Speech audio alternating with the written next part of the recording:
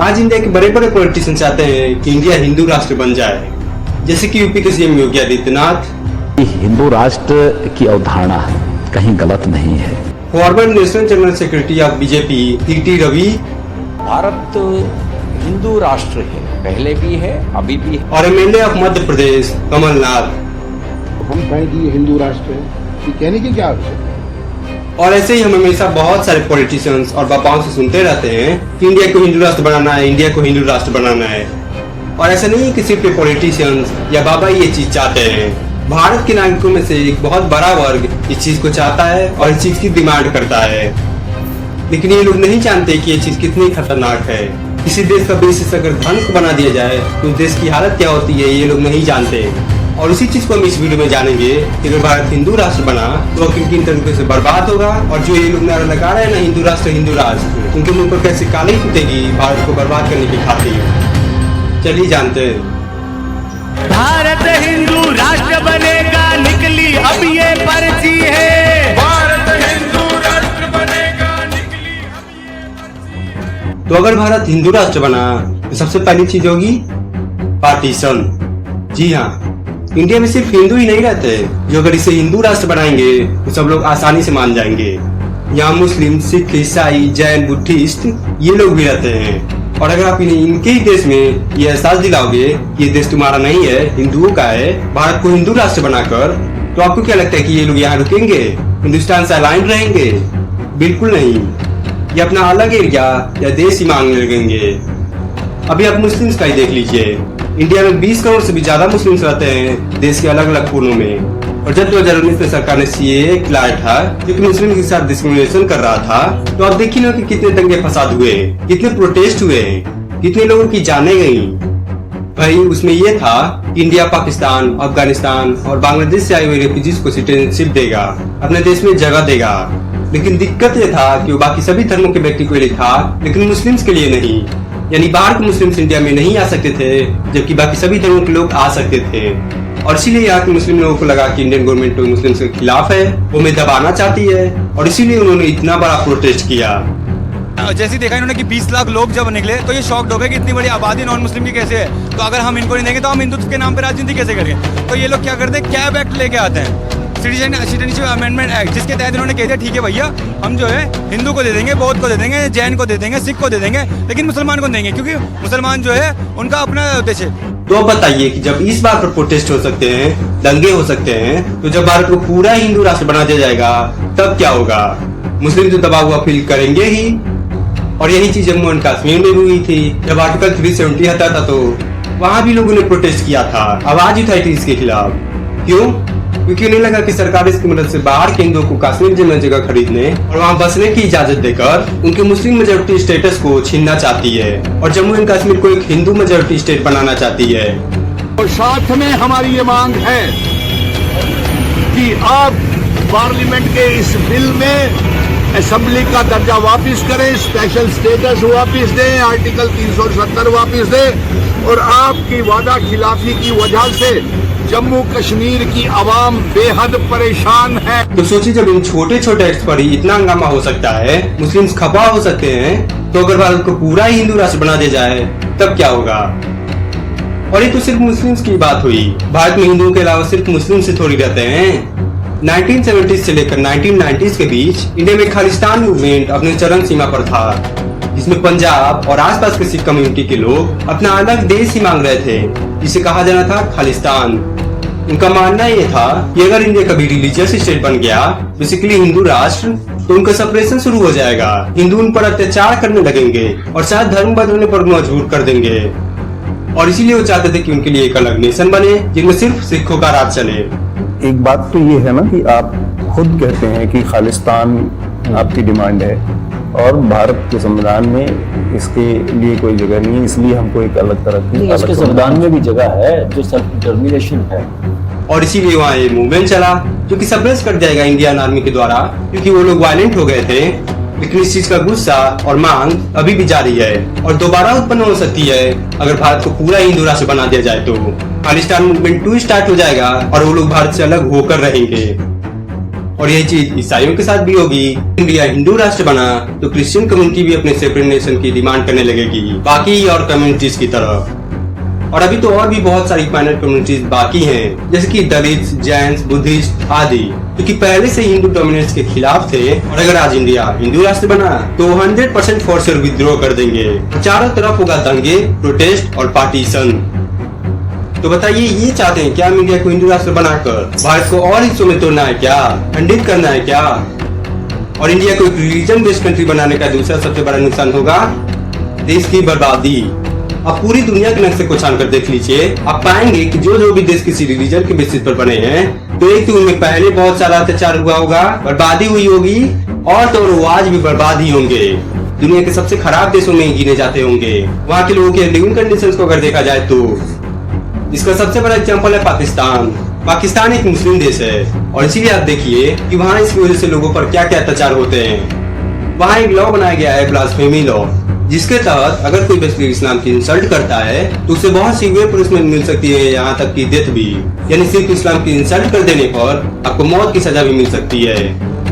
और इसी चीज का फायदा उठाकर अक्सर वहाँ रह रहे माइनॉरिटी ग्रुप जैसे कि हिंदू या अदर कम्युनिटीज को हरास किया जाता है और उन्हें टारगेट किया जाता है। 1947 से लेकर 2021 तक लगभग 89 पाकिस्तानी को ब्लास्फेमी लॉ के एक्यूजेशन के अंतर्गत मार दिया गया है, वहाँ की एंग्री मॉब्स द्वारा। कोर्ट नहीं, एंग्री मॉब्स द्वारा। और वहाँ फोर्स कन्वर्जेंस भी बहुत होता है।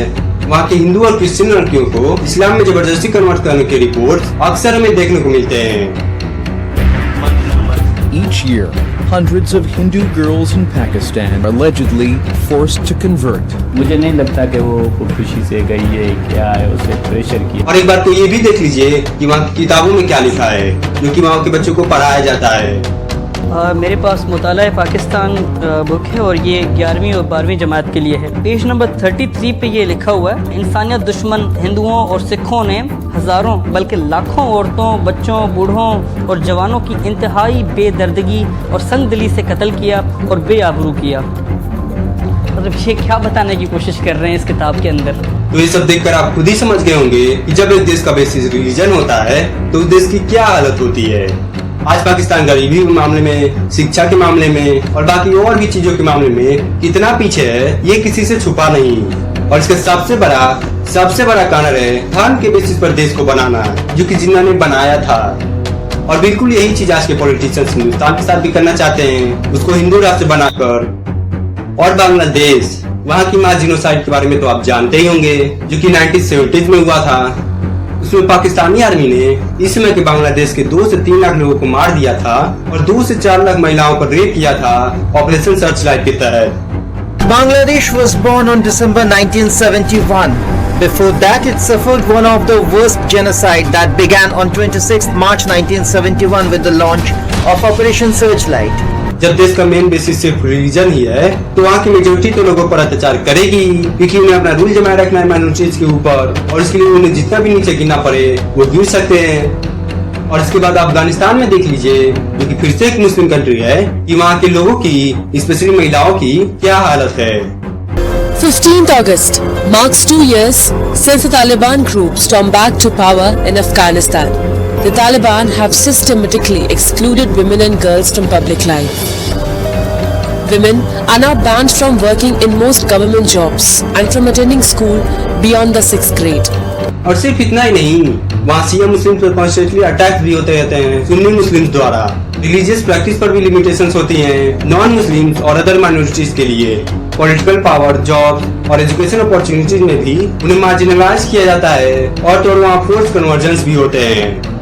तो अब आप खुद ही देख लीजिए उन देशों की हालत जो कि सिर्फ रिलीजन के बेसिस पर बने हैं। और ये तो सिर्फ 2-3 एग्जांपल्स ही हैं, पाकिस्तान, अफगानिस्तान और बांग्लादेश।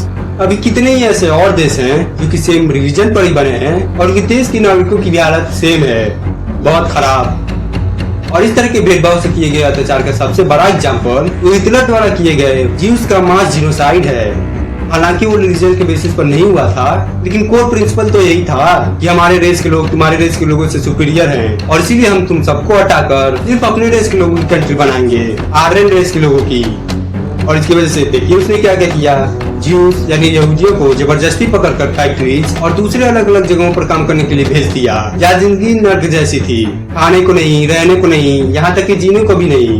उन्हें कंसंट्रेशन कैंप्स में भेजकर उसे बाहर से लॉक करके और अंदर जहरीली गैस छोड़ करके उन्हें तरपार कर मारता था।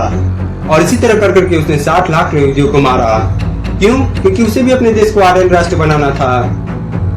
तो ये सारे एग्जाम्पल्स हैं उन देशों के जो कि धर्म या किसी स्पेसिफिक रेस को ही देश का बेसिस बनाकर देश को चलाना चाहते थे, लेकिन उनका क्या हाल हुआ आप जान ही गए हैं। तो जब धर्म को देश का बेस पॉइंट बनाने से देश का ये हालत होता है, तो आप बताइए कि ये लोग, ये नेता जो भारत को हिंदू राष्ट्र बनाने पर तुले हुए हैं, वो देश को किस दिशा में धकेलना चाहते हैं? इस राह पे, बर्बादी और सिर्फ दुख के राह पे।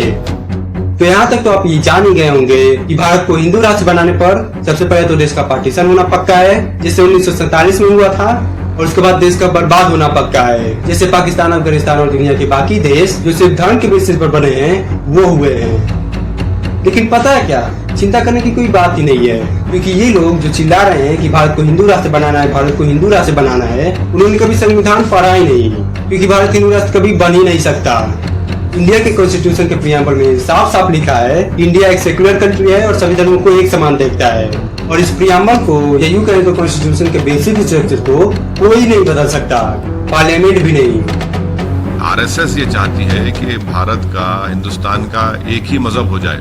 वो नहीं हो सकता जब तक जो अम्बेडकर ने संविधान बनाया है, आइन बनाया है, उससे मुताबिक इस मुल्क का एक मजहब नहीं हो सकता। ये मुल्क सब मजहब को मानने वाला है। पार्लियामेंट के पास जो पावर है कि दोनों हाउसेस से 2/3 वोट लेकर कॉन्स्टिट्यूशन में अमेंडमेंट कर सकती है, वो कॉन्स्टिट्यूशन के दूसरे चीजों के लिए है, बेसिक स्ट्रक्चर के लिए नहीं। और इसीलिए पार्लियामेंट या कोई भी पार्लियामेंट के बेसिक स्ट्रक्चर को चेंज नहीं कर सकता और इंडिया को हिंदू राष्ट्र नहीं बना सकता। और फिर भी अगर जबरदस्ती ये चीज किया जाता है तो सुप्रीम कोर्ट है ही उसे रद्द करने के लिए। तो कॉन्स्टिट्यूशनली भारत कभी हिंदू राष्ट्र नहीं बन सकता और बनना भी नहीं चाहिए। और इसके बाद भी सेक्युलरिज्म के फेयर में बहुत सारे आर्टिकल्स मौजूद है हमारे कॉन्स्टिट्यूशन में, जैसे कि आर्टिकल 25 कि कोई भी व्यक्ति अपनी मर्जी से कोई भी रिलीजन चूज कर सकता है और उसे प्रैक्टिस भी कर सकता है।